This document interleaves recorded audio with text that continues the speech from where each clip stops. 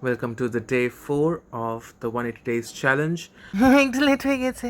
The reason that I took this challenge because I wanted to have a word with you how my life is going and everything. And if I find something interesting, I really wanted to share with you guys. So today Bangla একটু কথা বলতে ইচ্ছা করছে কারণ বাংলা এমন কিছু একটা দেখলাম যেটা দেখে বাংলা কাজের প্রতি না সম্মানটা একটু বেড়ে গেল।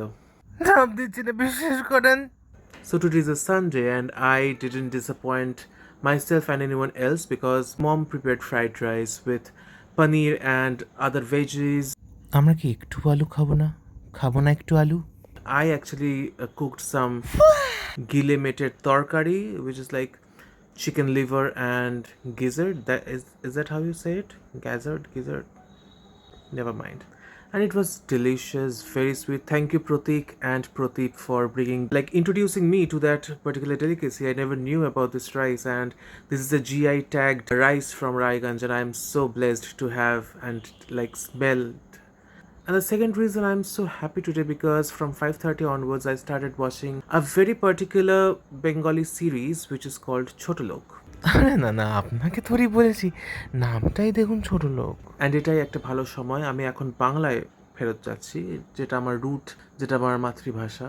আমরা সবসময় বলি যে বাংলায় ভালো কাজ হয় না, কিন্তু এই সিরিজটা ইন পার্টিকুলার আমি আমার মায়ের সাথে 5:30টায় বসলাম এবং 11:30 নাগাদ আমরা শেষ করলাম এই সিরিজটা। যে থ্রিলার সিরিজ বাংলায় এত ডেডিকেটেডলি এত সুন্দর অভিনয় এবং ক্রিস্প এবং যতটা যত্ন নিয়ে বানানো, তার সাথে সবার অভিনয়, দামিনী, বেনি বাসু, হ্যাটস অফ। মানে লাইক ওই যে ছোট ছোট যে মানে মুখটা একটু এরকম করে নেওয়া, তারপর ওই অ্যাসিড রিফ্লাক্সে কাজ করা, তার diction, every single thing so Impress. আমি মানে আপনারা না দেখলে বিশ্বাস করতে পারবেন না। প্রিয়াঙ্কা হোক, গৌরব হোক, উষসী হোক, ইন্দ্রাণী হালদার হোক, মানে তারা সবাই এত ভালো কাজ করেছে। আমি সত্যি বলতে চাই, যারা সত্যি কাজ দেখেননি এদের এবং আপনারা চান যে জানতে যে কীরকম কাজ তারা করলেন, এই সিরিজটা দেখুন।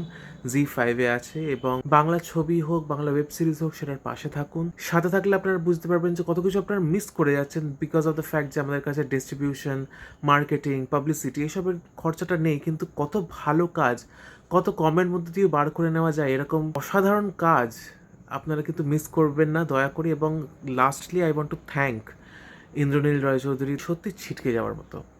তো বেশ ভালো কাটলো। ভালো কাজ এলে না আমার মনে হয় যে তাদেরকে কংগ্রাচুলেশন জানানো উচিত, কারণ তারা সার্থক হয়েছে। আমার মতো মানুষ, আমার মায়ের মতো মানুষ যদি দেখে সত্যি মুখে একটা হাসি থাকে যে না একটা ভালো কাজ দেখলাম। Success. So that was all for today and stay tuned for day 5.